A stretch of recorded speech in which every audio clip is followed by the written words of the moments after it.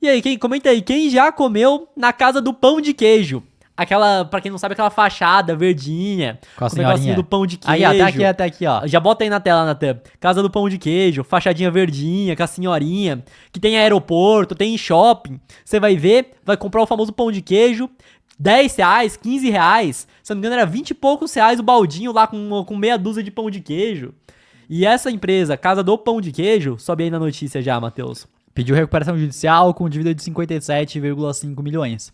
Então, trazendo até uma retrospectiva aqui, o que é a recuperação judicial? Então, a empresa tá lá, exercendo sua atividade normalmente, aí chega uma hora que tem que ter dívida. Ter dívida normal, né, Renan? Se é uma dívida saudável, ela consegue pagar, beleza. Qual que é a paga... dívida saudável? Que a receita da empresa é maior do que essa dívida que ela tem, ela consegue pagar a dívida e ainda consegue gerar lucro. Essa que é a dívida saudável e consegue crescer ainda. Consegue gerar lucro, consegue crescer. Que normalmente pega a dívida pra conseguir crescer, né, Renan? Exato. Só que aí, chega um momento que deu algo de errado no meio do caminho, a dívida, teve que pegar mais dívida, a dívida que ela possui não tá dando pra pagar, vai de um jeito, vai do outro, as coisas vão ficando mais complicadas, e chega um ponto que com a atividade que ela exerce, não tem condição nenhuma mais de pagar a dívida, não tem condição de pagar nem os funcionários. Essa empresa, ela pode entrar em recuperação judicial. Então, o que acontece? O que é essa recuperação judicial? É exatamente isso, judicial. Entra com pedido pra justiça mesmo, aí entra com um plano, qual que é o plano de recuperação que você vai trazer? Eu vou fazer isso, vou fazer aquilo, para poder me recuperar e conseguir reerguer a empresa. E dessa forma, se a recuperação judicial é aprovada, através da justiça, obviamente, ela tem um tempo maior para poder pagar a dívida com os credores, ela tem um afrouxamento, né? Basicamente dá uma travada aí nos juros, nas dívidas que ela tem, então ela não vai pagar agora, porque ela ofereceu uma reestruturação, um planejamento para ela conseguir pagar depois. Então é basicamente isso que acontece quando aprovada, por isso que recuperação judicial. É da empresa que no final das contas está à beira de falir, é isso que está acontecendo. Antes de falir, ela pode entrar com esse pedido, mostrar o plano de recuperação para tentar se recuperar. Mas no final das contas é complicado se recuperar, tanto que até separei uma notícia que das empresas que pedem recuperação judicial, apenas 12% das empresas conseguem se recuperar de fato. E a empresa diz, beleza, apresentei um plano de recuperação judicial, não deu certo, pode apresentar outro e outro. A Oi tá nessa aí há anos já, né, Renan? Exato, por isso que a maior parte das empresas que estão nessa fase da recuperação judicial, a real é que tá à beira de quebrar e a chance é maior de quebrar do que de dar bom. Exato. Do que de conseguir se recuperar. E estatisticamente isso, não tô tirando, vocês viram outra notícia. E no final das contas, esses pedidos de recuperação judicial têm subido pra caramba aí no último ano, nesse ano. Então vocês podem ver que pedido de recuperação judicial, tô falando muito rápido aqui, até tô me bananando, que esse fundo imobiliário já me deixou pistolado, mas enfim, pedidos de recuperação judicial sobem 94,7% em março. Puxei mais uma notícia aqui de outras empresas que pediram recuperação judicial. Então nós temos aqui, 2024, pediram esse ano, né? Sim. 2024. Beleza, já apareceu aqui, Polishop pediu recuperação judicial. Que mais que pediu? Subway pediu.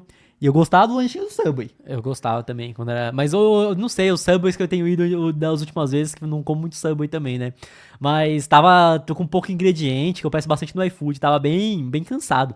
Gostava do Subway lá, que era perto da casa da amiga da nossa mãe lá, que aí o negócio vinha quentinho sempre, vários ingredientes, mas pra você montar o seu lanchão. O funcionário ainda era um pouco mais educado, que das últimas vezes, desde 2017, que nós íamos no Subway, o funcionário do Subway era sempre muito mal educado. Não sei qual que é o problema, enfim, mas era difícil. Mas enfim, não é só o Subway, né, que tem a franqueadora, que é a South Rock, várias marcas que são debaixo dessa franqueadora, Starbucks, Italy, Fridays. Fridays que tinham no shopping que nós vamos, fechou também, né, você viu? Fechou? Não sabia não. Fechou esse Fridays. Tava fechado, né? Que mais? Supermercado Dia fechou também.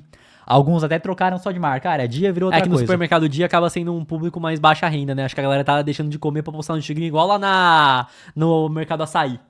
Cote Minas que eu particularmente não conheço. Muitas empresas pedindo recuperação judicial. E realmente Brasil é um país difícil pro empreendedor. E o que aconteceu? Então, até na questão da taxa de juros. Aqui no Brasil, para crescer, para conseguir expandir, tem que pegar crédito. Sim. Só que pegar crédito aqui no Brasil não é barato. E historicamente a taxa de juros é muito elevada.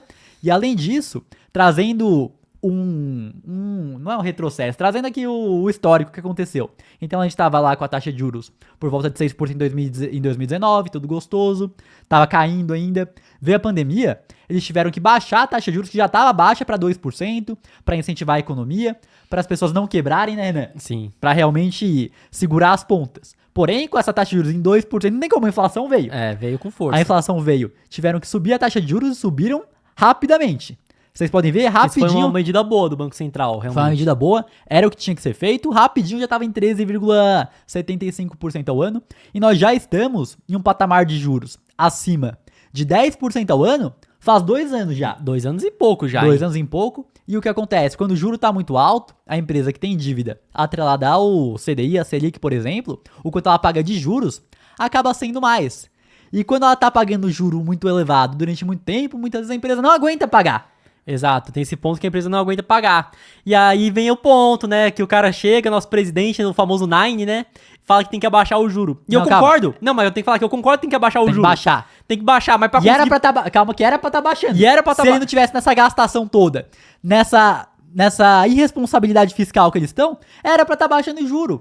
A projeção no final do ano passado era pra fechar esse ano abaixo dos 10%, pra fechar ano que vem lá por volta de 8%, e baixando o empreendedor, o empresário que tem dívida, tem uma desafogada, mas é aquilo, pra baixar o juro, as contas públicas precisam estar minimamente em ordem, né, minimamente em ordem, mas aí, gastando da forma que tá, não tem como abaixar o juro, mas a real mesmo é que o juro prejudica muito o empreendedor brasileiro, prejudica toda a economia.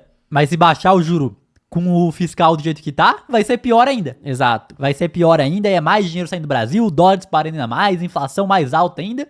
Então, tinha que baixar o juro, mas da forma correta. Exato. Do jeito que tá, não dá pra baixar o juro não, e o empreendedor que tem dívida aí vai sofrendo, vai tomando. Exatamente.